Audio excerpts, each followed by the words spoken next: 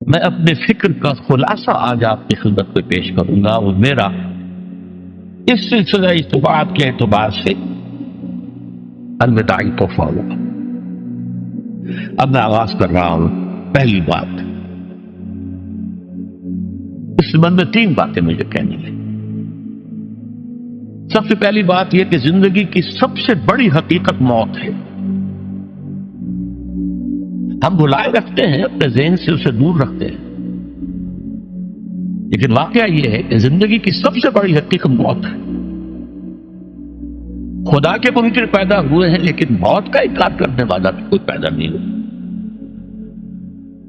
اس لیے میں نے آیت آپ کو سنائی، کل نفس ذائقۃ الموت،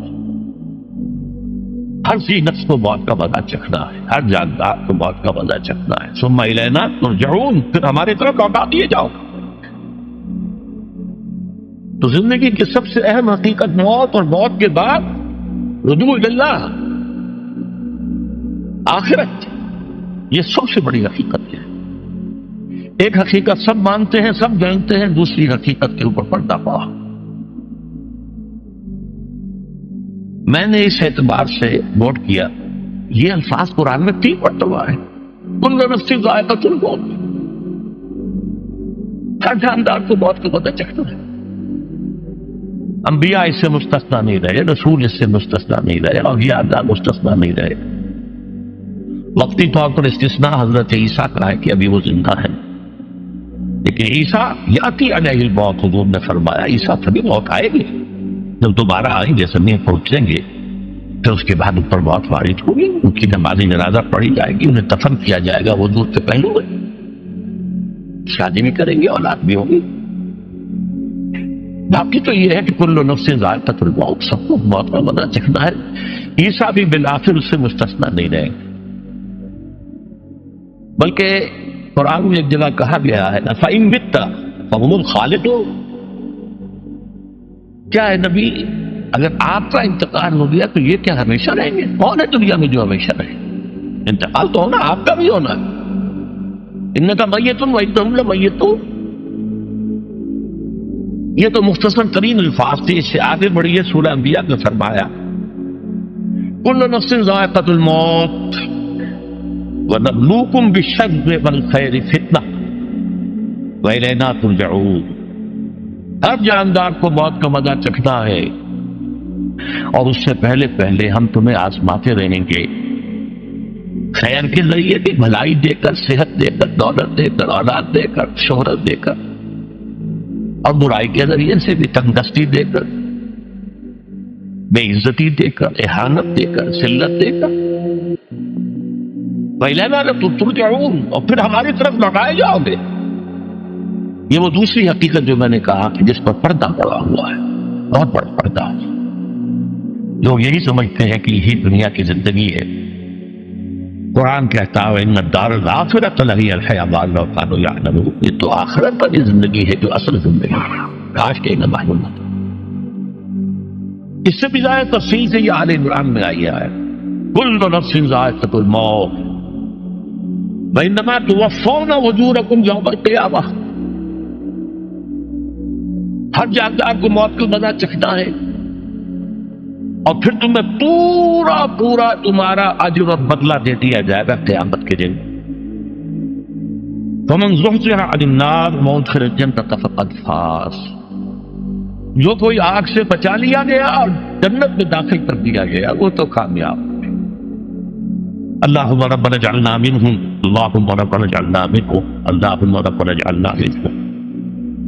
وما الحیات الدنیا الا متاع الغرور، اور دنیا کی زندگی تو سوائے دھوکے کے سامان کا کچھ نہیں۔ دھوکہ کس معنی میں؟ یہ تمہیں اصل زندگی سے غافل کر دیتی ہے۔ تم کہیں سفر پر جا رہے تھے، تمہارا کہیں گھر تھا، تمہیں واپس آنا تھا، تم راستے ہی میں کسی دلچسپی میں ایسے مگن ہوئے کہ گھر بار سب بھول گئے۔ یہ تو تمہارا عارضی سا سفر تھا، تم نے اسی کو اپنی منزل بنا لیا، اپنا ٹھکانہ بنا لیا، تو دھوکہ دیا اس نے تمہیں۔ ویسے دنیا کی زندگی دھوکہ نہیں ہے، بڑی حقیقت ہے، اس لیے کہ حضور نے فرمایا انما الدنیا مزرعۃ الآخرہ، یہ دنیا آخرت کی کھیتی ہے، یہاں بو گے تو وہاں کاٹو گے، یہاں کچھ کمائی کرو گے تو وہاں اس کا بدلہ ملے گا۔ اس اعتبار سے دنیا بہت بڑی حقیقت ہے، ایک ایک لمحہ بہت بڑی دن کی ہے۔ لیکن اگر یہ دنیا تمہیں آخرت سے غافل کر دے تو اس سے بڑا دھوکے باز ہو کوئی۔ یہ اصل دجال ہے۔ میں نے تقریباً 60 برس کی عمر کو جب میں پہنچا تھا تو موت کا انتظار شروع کر دیا تھا۔ میرے قریبی احباب کو معلوم ہے، میں کہتا رہا، یہ بھی کہتا رہا کہ بھائی میں اپنے حصے کا کام کر چکا، جتنی صلاحیت اللہ نے دی تھی، جتنی بھی میرے اندر استعداد تھی، میں اس کو بھرپور طریقے پر استعمال کرے گا۔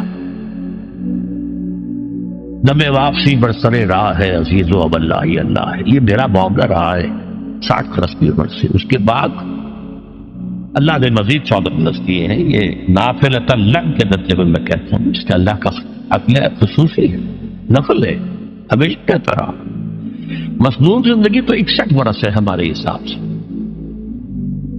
علامہ اقبال کے بارے میں سنا ہے کہ رویا کرتے تھے کہ میری عمر حضور کی عمر سے زیادہ کم ہے، وہ 6 مہینے کم ہی رہی ہے حضور کی عمر سے۔ جو حضور کی عمر تھی وہی حضرت ابو بکر کی، وہی حضرت عمر کی، وہی حضرت علی کی۔ ہاں، حضرت عثمان 82 برس کی عمر ہے ماشاءاللہ۔ پھر یہاں کے مجددین میں سے وہی عمر حضرت شیخ احمد سرندی کی، وہی شاہ ولی اللہ دہلوی کی۔ ہاں، شیخ عبدالحق محدث دہلوی رحمۃ اللہ علیہ 82 برس کی عمر۔ لیکن یہ میں کہا کرتا تھا مصنون عمر تو 61 برس ہے، جسے ہم 63 کہتے ہیں وہ اصل میں ہمارے حساب سے 61 بنتا۔ وہ 63 قمری ہے، جو 9 دن کم ہے قمری سال جو ہے وہ شمسی سال سے۔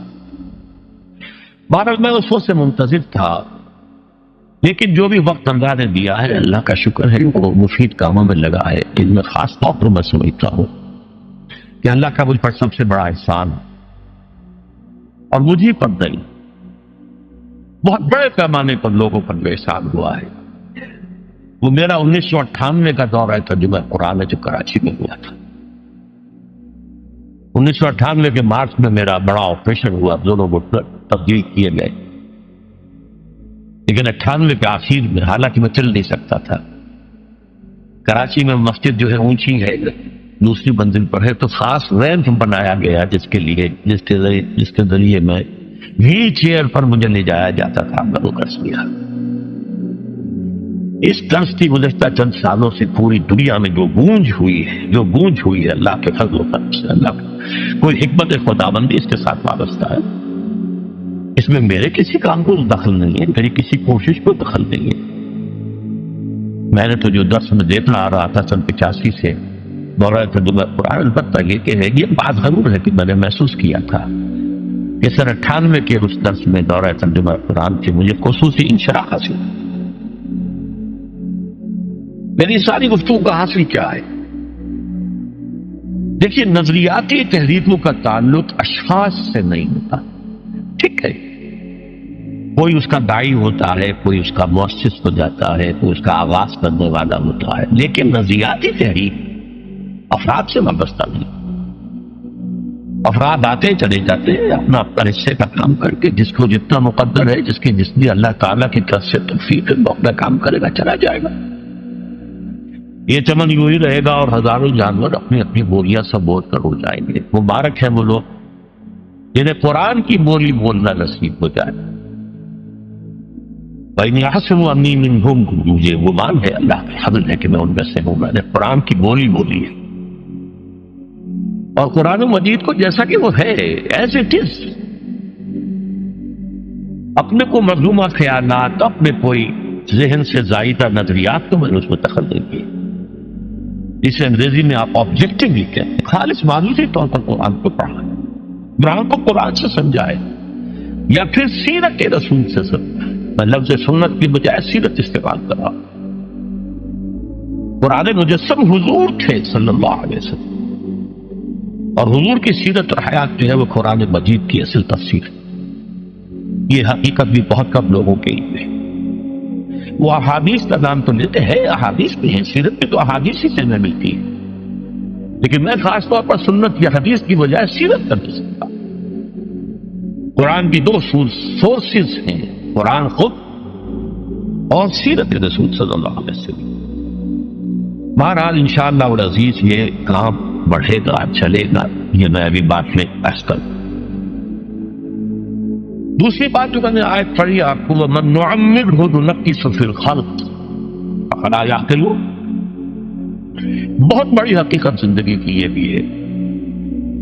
اس کی ہم عمر زیادہ کر دیتے ہیں، اس کی خلقی صلاحیتوں میں کمی کر دیتے ہیں.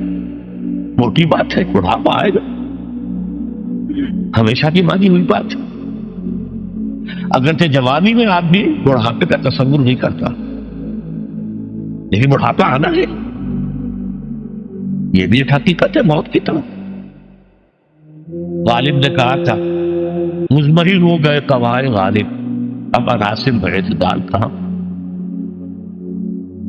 ایک صاحب نے مجھے شعر سنایا تھا، ابراہیم صاحب سے ٹونک کے رہنے پر. ذوق پیری پڑ گیا، جوش جوانی گھٹ گیا، اب عصا بنوائیے نخل تمنا کاٹ کر. یہ تمنائیں جو ہے طول العمر نے کاٹو، اب کئی جوانی امنگوں والا کھول گیا. اور یہ جو تمناؤں کا پودا ہے، اس میں سے لکڑی لے کر عصائے پیری بنوا لیجیے. اب بڑھاپے کے لیے ایک عصا نکال. بڑا پیارا شعر ہے. ذوق پیری بڑھ گیا، جوش جوانی گھٹ گیا، اب عصا بنوائیے نخل تمنا کاٹ. ابھی 2-3 دن ہوئے ہیں یہاں پر جو خانہ فرہنگ ایران ہے اس کے ڈائریکٹر آئے تھے، انہوں نے فارسی کا ایک شعر سنایا، بڑا پیارا شعر ہے. در جوانی گفت کہ شعر شعر است اگرچہ پیر بود. جوانی میں یہ کہا کرتا تھا کہ شعر تو شعر ہی ہوتا ہے، چاہے بوڑھا ہو جائے، بوڑھے ہونے سے اس میں کیا فرق ہو جائے. شعر شعر است اگرچہ پیر بود. کیوں میں پیری رسیدم، جب میں خود پیری اور بڑھاپے کو پہنچ گیا، دیدم تو مجھے یہ بات نظر آئی، پیر پیر است گرچہ شعر بود. بوڑھا بوڑھا ہی ہوتا ہے چاہے وہ شعری کیوں نہ ہو. تو یہ بڑھاپا جو ہے یہ زندگی کی دوسری بڑی حقیقت ہے. اس کا ایک اثر تو سب کو معلوم ہے، قوائے غالب جو میں نے کہا، بڑھاپے کا عام نتیجہ جسمانی ضعف، سب جانتے ہیں.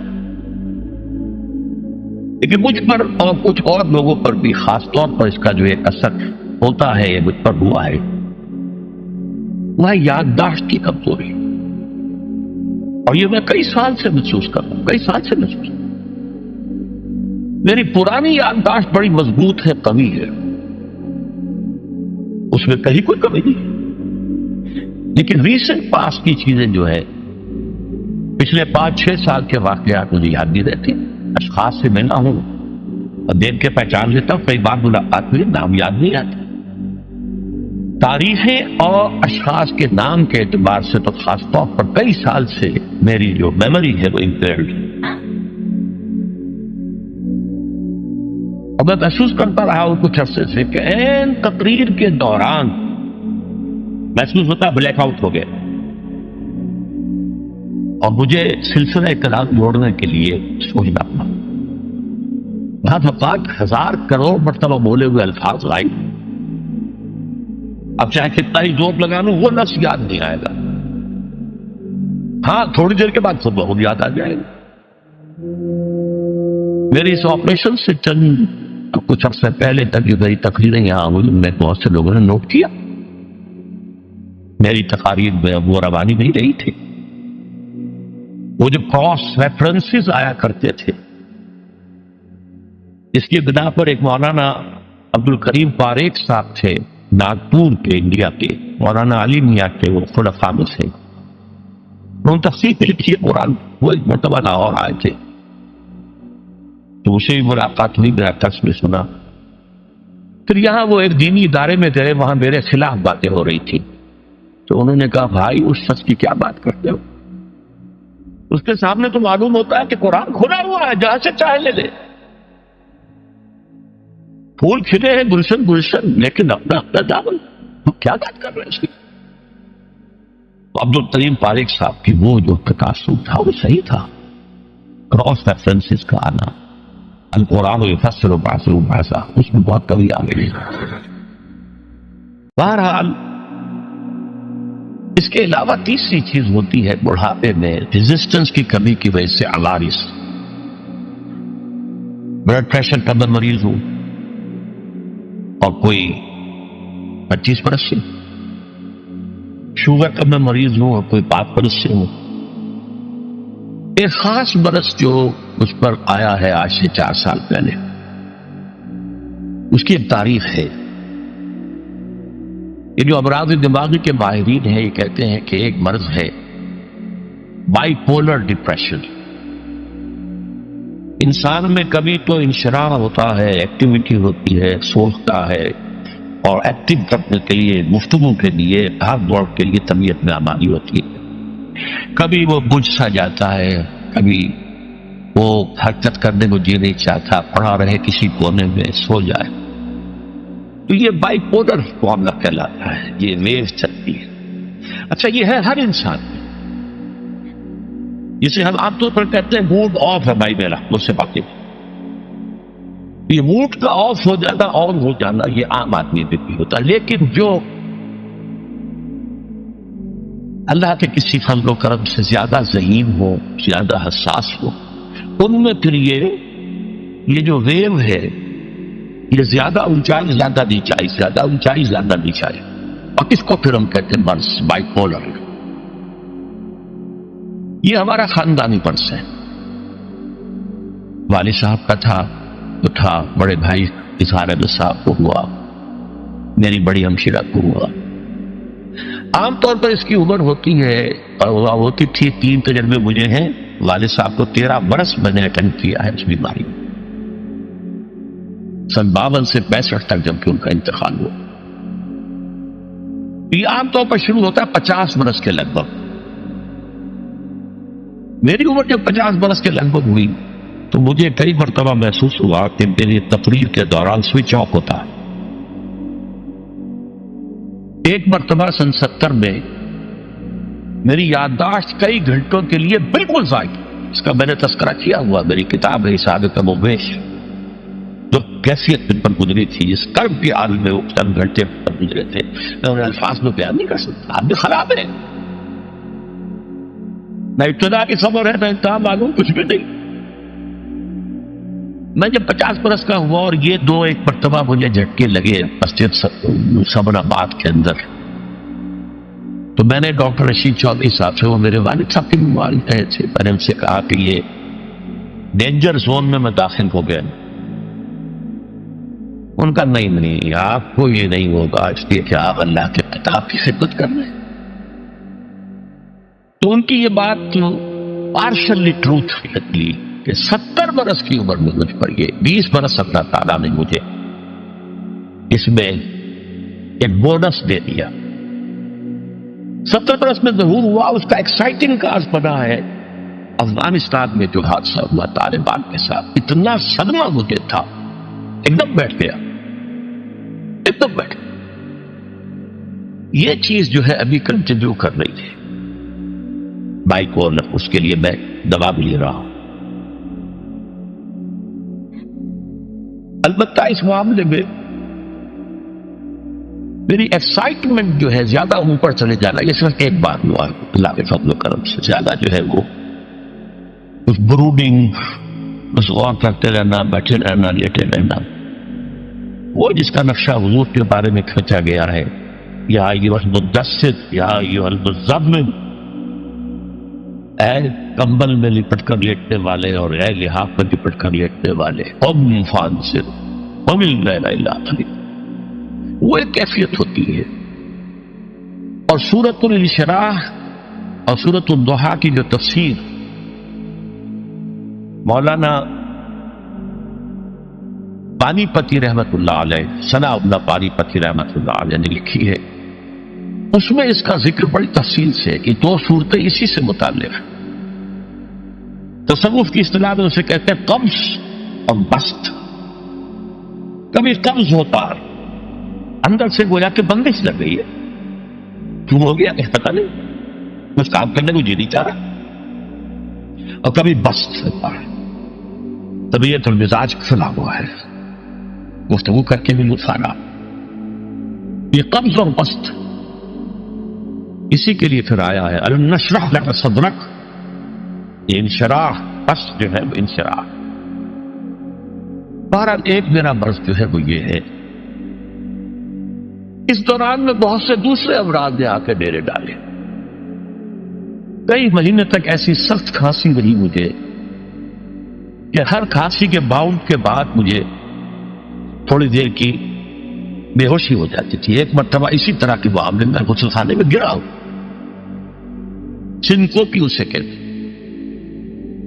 پھر ایک دفعہ ایٹریل فبریلیشن، دل نے مجھے آج تک کچھ نہیں کہا، بیچارے نے کچھ نہیں کہا، لیکن اسی عرصے کے دوران میں یہ ڈپریشن جو بہت زیادہ شدید تھی، ایک دفعہ دل بھی گھبرا لے گا، اور اسے فبریلیشن کہتے ہیں، بجائے اس کے کہ یوں حرکت کرے شروع کر دیتے ہیں، اسے فبریلیشن کہتے ہیں۔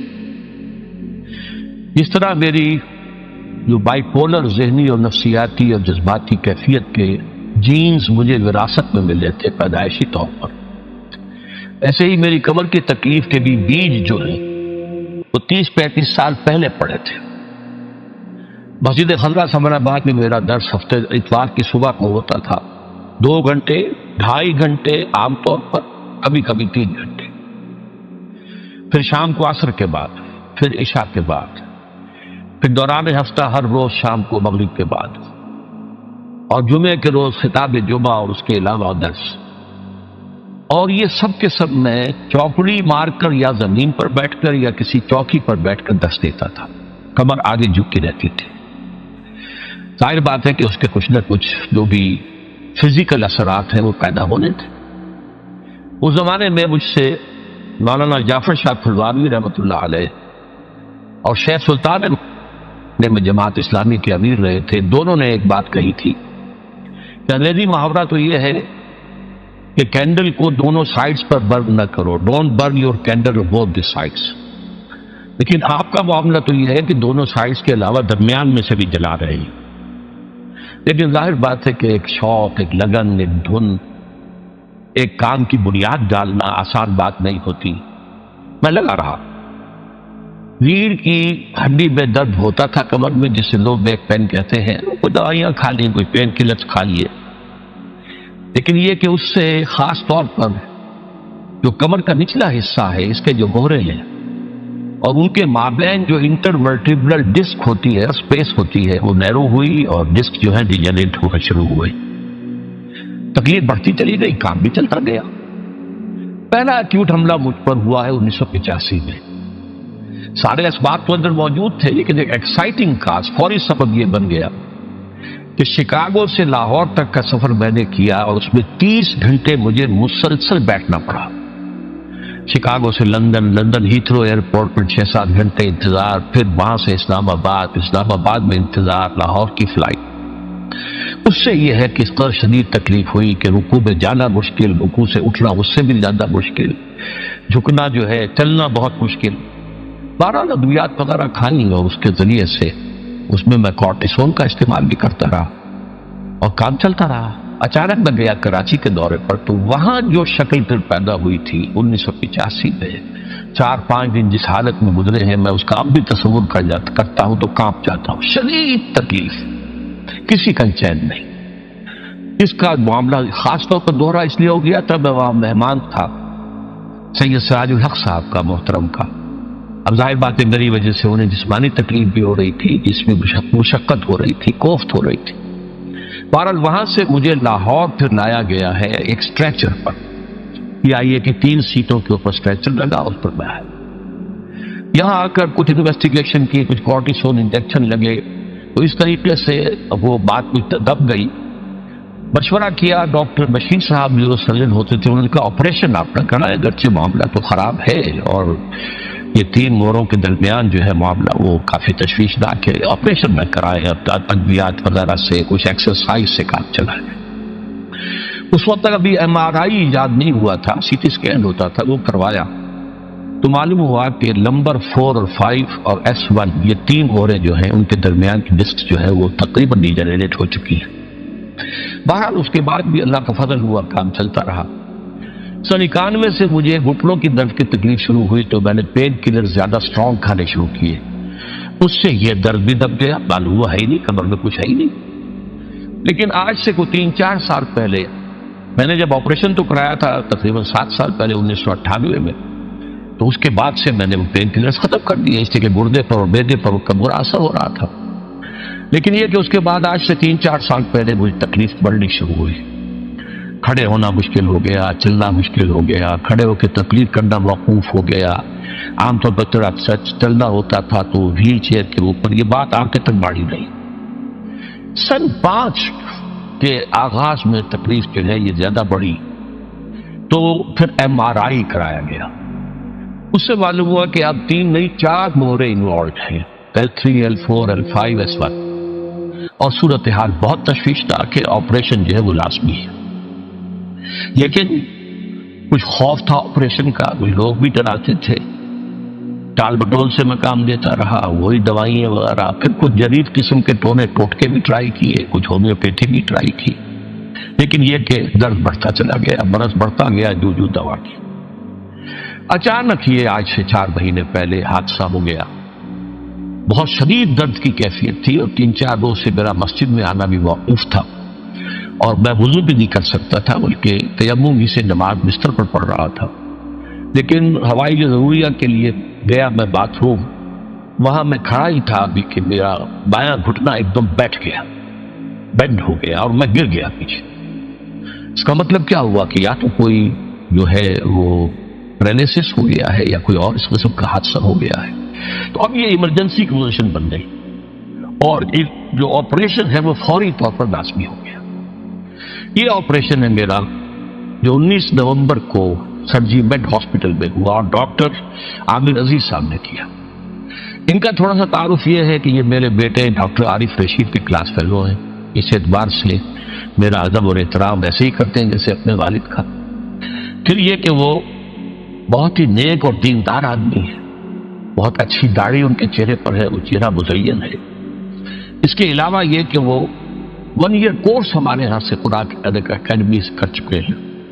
افغان جہاد وغیرہ میں ان کا بڑا ایکٹیو رول رہا. 3-4 مہینے FBI کے انڈر انٹروگیشن رہے، یہ سب کو معلوم ہے. بہرحال انہوں نے آپریشن کیا 19 تاریخ کو نومبر کی، اور الحمدللہ کہ یہ آپریشن ہر اعتبار سے کامیاب رہا. میں یہاں علی رؤوس الاشہار شکریہ ادا کرنا چاہتا ہوں ڈاکٹر عامر عزیز کا. انہوں نے کوئی اپنی آپریشن فیس تو درکنار، ہاسپٹل کے سارے چارجز بھی اپنی جیب سے ادا کیے. ایک پیسہ مجھے خرچ نہیں کرنے دیا میرے کہنے کے باوجود، اصرار کے باوجود. بلکہ میرے وہ ریڑھ کی ہڈی کے منکوں کے دونوں طرف جو پلیٹیں ڈالی گئی ہیں میٹلک، ظاہر بات ہے کہ وہ بہت قیمتی ہوں گی، تو پھر عام لوہا تو نہیں ہوتا، اس کے پیسے بھی اپنی جیب سے ادا کیے.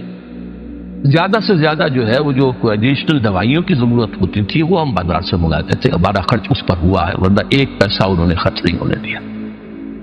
آپریشن سے میں بہت جلد جو ہے نکل کے آ گیا. آپریشن کے فوراً بعد مجھے پتہ ہی نہیں چلا کہ درد نام کی بھی کوئی شے ہوتی ہے. کوئی اتنی انہوں نے پین کلرز وغیرہ دیے ہوئے تھے. بہرحال یہ